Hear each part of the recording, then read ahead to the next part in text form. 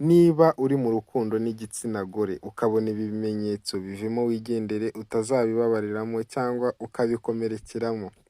Ikintu cya mbere umugore cyangwa umukobwa azakora mu gihe azaba atakigukunda, ntabwo muzongera kurwana cyangwa guserera no guterana amagambo.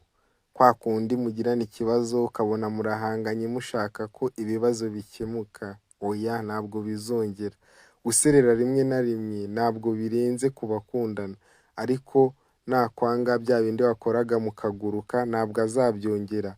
Uzajya ubikora yiturize, niba bimeze gutyo menya ko nta marangamutima kigufitiye. Aha ni hahandi umugore aba avuga ngo ntacyo nakoze ariko yanze guhinduka, narambirwa azijyane cyangwa azahagume. Musore cyangwa mugabo, niba ubona bimeze gutya tangira kugira amakenga. Ikintu cya kabiri kizakwereka ko umugore cyangwa umukobwa atakigukunda, azahagarika kugusangiza byinshi yagiye anyuramo muri uwo munsi.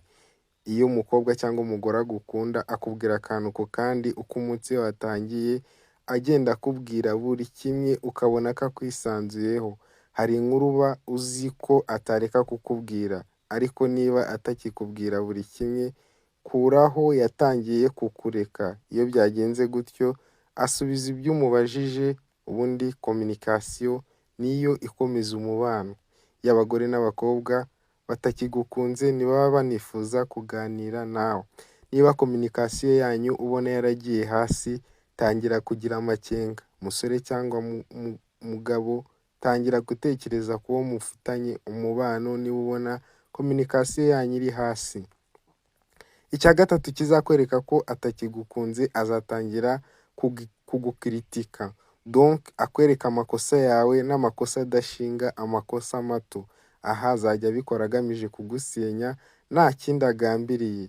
Niba muganira ukumva ari kugushinja amakosa kuruta ibindi byose, itonde karabaye. Vuba bidatinze ushobora no kuzabyumva ku karubanda. Umukobwa cyangwa umugore iyo yakwanze atangira kugukiritika, agushinza utuntu dutoya ashaka ko mushwana. Donc aba ashaka impamvu zatuma mushwana. Musore cyangwa mugabo, niba ubona bimeze gutya, shaka uko wabihindura umugarure mu murongo cyangwa azagucike. Ikindi kimenyetso cya kane kizakwereka ko atakigukunda, nuko azatangira kukwirengagiza nk'umuntu urwaye indwara z'ibyorezo. Ubundi umuntu ugukunda agira amarangamutima amusunikira kukwisanzuraho no kukwegera. We rero aba atakibikeneye. Numusaba guhura nawe, rimwe na rimwe azajya akubwira impamvu zituma mutabonana, ukwezi gushire, 2, 3, muvugane kuri telefoni wumve nakwisanzuyeho. Aho ngaho nta marangamutima azaba akigufitiye. Ikintu cya gatanu kizakwereka ko nta marangamutima umukobwa cyangwa umugore akigufitiye, ni igihe azatangira kukuvuga nabi ku nshuti ze. Ni hahandi azajya aganira n'inshuti ze, atangire kugusebya, akuvuge nabi. Niwumva bimeze gutyo menya ko kabaye.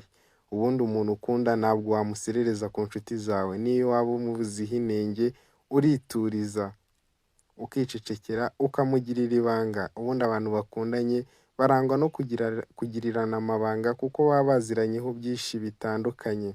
Niba ubona rero umukobwa cyangwa umugore atakikugirira ibanga, menya ko kabaye, washatse wakikuriramo akawe karengeye mu maguru mashya. Icya gatandatu, atangira kwigenga kurenza uko yabikoraga. Hahandi yakeneraga ikintu akaba ari wowe akenera, ariko akaba asigaye abyikorera. Menya ko amarangamutima yakugiriraga ari gukendera. Nubona atakigukeneyeho ubufasha, shaka icyo ukora mu maguru mashya kuko afite ahandi abukura, cyangwa se akaba yipapa akimenya. Niba ubona atakigukeneye, menya ko nta marangamutima akigufitiye. Inama ni uko washaka impamvu ukamuganiriza gake uciye bugufi. Mu biganiro bitandukanye twagiye dukora hano, twagiye tukwereka uburyo wagenda umenya uburyo niba umukobwa agukunda, cyangwa se uburyo wamwitwaraho mu gihe yakwanze. Kora subscribe rero kugira ngo ibiganiro nk'ibi bijye bigenda bikugereraho ku gihe.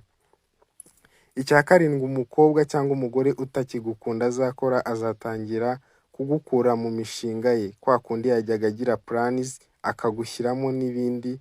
Nubona atakibikora, asigaye agira gahunda akumva niwe bireba gusa, akaba asigaye abikora wenyine, shaka icyo ukora mu maguru mashya. Niba ubona bimeze bityo, menya ko byarangiye. Menya ko yakwigije inyuma mu mubare w'abo ashyira imbere.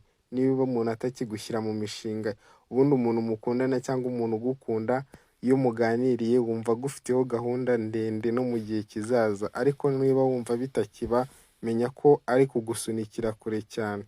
Ikindi ni igihe azatangira kwereka abandi basore ko wowe ntacyo umaze, nta n'icyo byamutwara kuba atagufite, akumva ko yateretana n'abandi. Ni hahandi aba atangiye kwisanzura ku bandi basore cyangwa abagabo. Ubundi ubusanzwe umugore cyangwa umukobwa iyo agukunda, nta wundi yakwifuza kwereka ko yanamubonera umwanya, ariko iyo atangiye kwereka abandi ko ntacyo umaze, shaka icyo ukora mu maguru mashya kuko ibintu byarakomeye, ntabwo akigukunda. Ikintu cya 9 ari nacyo cya nyuma mu byo nabateguriye kizakwereka umugore utakigufitiye amarangamutima cyangwa umukobwa, ni uko umutimanama wawe uzatangira kugenda ubikumvisha kwa kundi wiyumvamo ngo nyamara ntabwo bimeze nabi gutya na gutya. Ahanini iyo ibintu bibi bigiye kukubaho ubyiyumvamo, ariko akenshi turabyirengagiza. Urukundo ni ikintu kinini. Iyo hari ikintu kibi kigiye kuba, umutimanama urabikubwira. Hari igihe wowe bikunanira kubyakira, ugakomeza wirengagiza uvuga ngo bizahinduka. Oya, niba bimeze gutya, umva icyo umutimanama wawe ukubwira.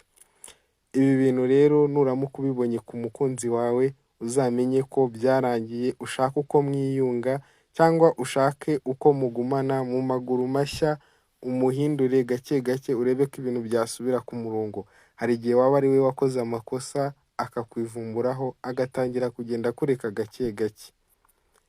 Wakoze kubana natwe. Reka tuze nkubwira ko urukundo ni ikintu kinini. Hari igihe we bikunanira, abandi bakabishobora.